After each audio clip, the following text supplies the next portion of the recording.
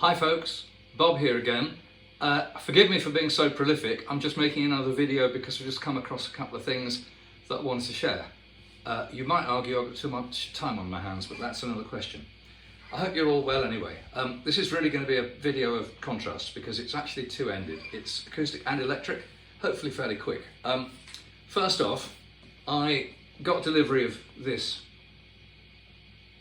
earlier in the week. It's the latest book on my hero, Nick Drake.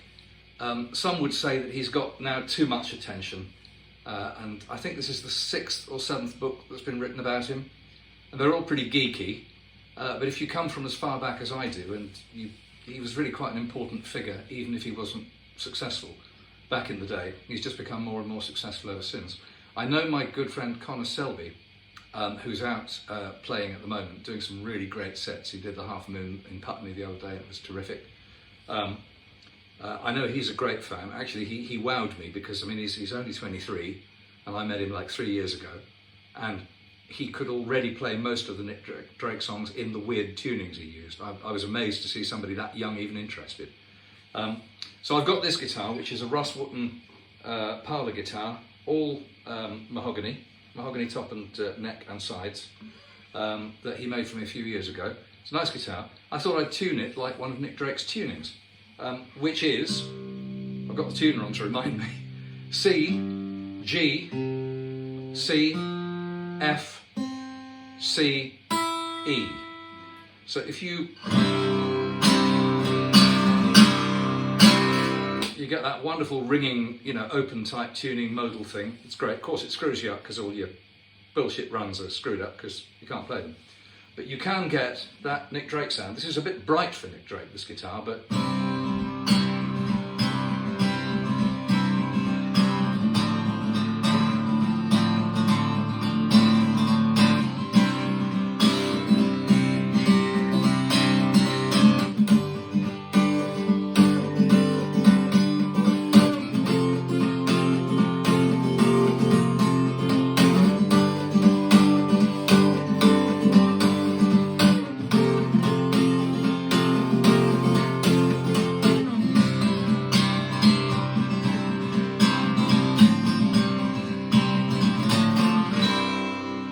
that's kind of a loose approximation of his song called Pink Moon. He used this tuning quite a lot. He used it in a song called Which Will, which is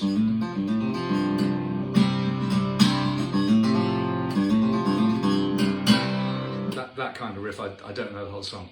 The reason I'm so interested in Nick Drake this week is I'm thinking of putting his song called Free Ride into my set, because it's kind of bluesy, but it's got a nice vibe to it. So that's why I'm kind of draked up this week. So the purpose of this first section of the video is just to say, I don't often try different tunings. Ramon is much better at trying different tunings than I am. But this one absolutely wows me. It really does. Check it out for yourself. It makes an acoustic guitar sound like a piano. It's fantastic. And obviously if you use capos and stuff, you can get to interesting keys. This is sort of loosely based around C, but you can take it where you want. So that's part one. Okay, I've changed guitars. Now I'm using this guitar for a very specific reason. Okay, this is my Tokai FB40, which I bought from a good friend of mine who's sadly no longer with us, when he decided to sell a bunch of his guitars so he could buy an old 335. So I paid 200 quid for this a few years ago. It's a cheap guitar. The only thing I've had done is I've had Matt Gleason at Monty's Guitars, great bunch. He wound me a P90 pickup to go in the old, rather cheap and nasty ceramic humbucker in this. So it's an interesting guitar because it's a reversed Firebird Chinese copy with a P90 type pickup, in other words, a non-reversed Firebird type sound. So it's quite a nice sounding guitar. I mean, for the money, it's amazing.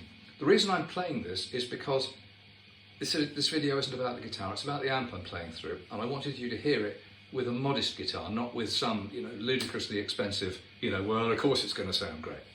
Okay, so to the main meat of the subject. This is all today about my trusty Fender Deluxe Reverb reissue, which I bought from the same friend for very little money, because he said, look, do you want this amp? I've got a couple, but this one isn't working properly, so I'll sell it to you really cheap. So I paid 400 quid for it. got it home, thought, well, should be able to fix it. Either me or somebody else, shouldn't cost me too much money, and I do need a regular, not a fancy amp, a Ponzi amp, just a regular standard, industry standard amp of about that power, because it's loud enough to gig, loud enough to play with the drummer, but not overwhelming, so you get into the usual inevitable fight with the sound man.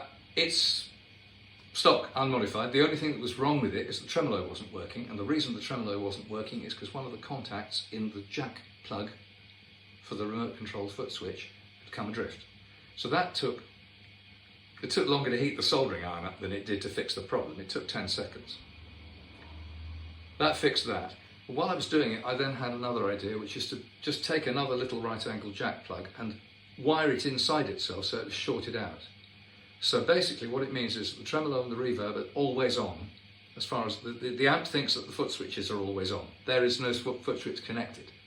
And that means you can use the front panel knobs all the time without having to unroll the foot switch, which is just convenient when you mostly play like I do. So that worked really well.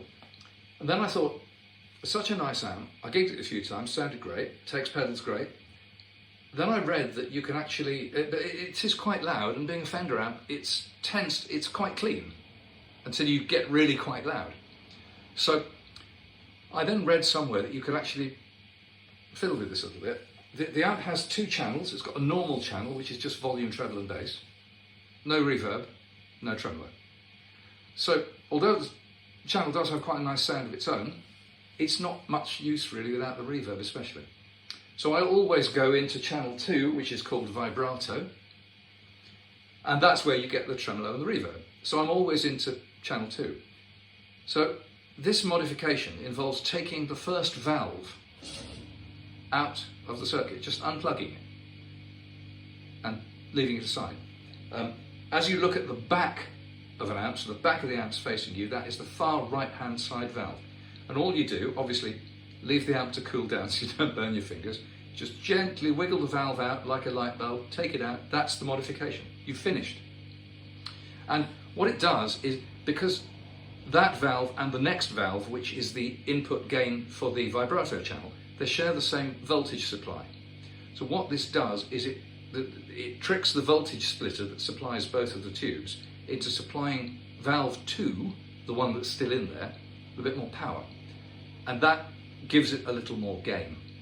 So you get a slightly earlier breakup on the amp. It's still loud, but you bring the breakup point forward. It's really good, and it's completely reversible. It's so simple, anybody can do it. If you can remove a light bulb, you can remove a tube. It's as easy as that. No harm to the amp. Right, then later, much later, I was reading about this again, and lo and behold, there's another mod that's equally simple. So the valve you've taken out is actually a 12AX7 preamp tube. You might know it as an ECC83, but same tube, different names. If you take valve 6 out, okay, that's 6th from the right as you look across, so you're looking right to left, that's an AT7. And that's what's called a phase inverter. And basically what that does is it means that the power amp receives both sides of the sine wave that is the sound. That's an AT7, which is a lower gain tube. If you put that aside and then take this AX7 that you've just plundered from position number 1 and pop it in position number 6, you give the phase inverter stage more gain. And so the power amp gets fed with a slightly gainier signal. So you've got two mods in the amp, one removing valve number 1 and number 2 substituting that removed valve into position number 6. And I was so impressed with the sound. It brings the breakup point forward again, but it's still loud. It's a giggable volume. It's not, not one for the neighbours, but it brings it forward into a really useful zone. And it sounds terrific. So I've actually recorded just a little bullshit blues over a backing track to show you what the sounds are like recorded through a microphone. I'm really impressed with it. I'm sitting here in a room full of pretty boutique amps, and the Fender Deluxe Reissue is my sort of vanilla, working man's humble amp. But my God, it sounds fantastic with this modification. It seems to give both the treble and the bass controls seem to become slightly more effective in terms of warming it up at the bottom and just taking the rasp off the top and so on. And frankly, I can't wait now to gig this amp. I haven't gigged the amp for yonks because I've got lots of other nice amps.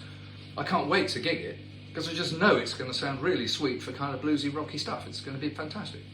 And you know, nobody's going to have a go at you if you turn up at some club somewhere with a Ponce amp. You know, it's just a Fender and a really good amp.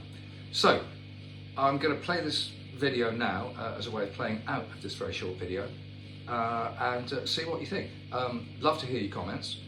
And all due apologies to Ramon, who's absent again, but I know that he's posting yet another of our vintage guitar show clips imminently, so you may get a bit of a deluge of posts from Bob and Ramon. Sorry about that. I might shut up for a while now, but I hope you enjoy this. Cheers for now. Bye.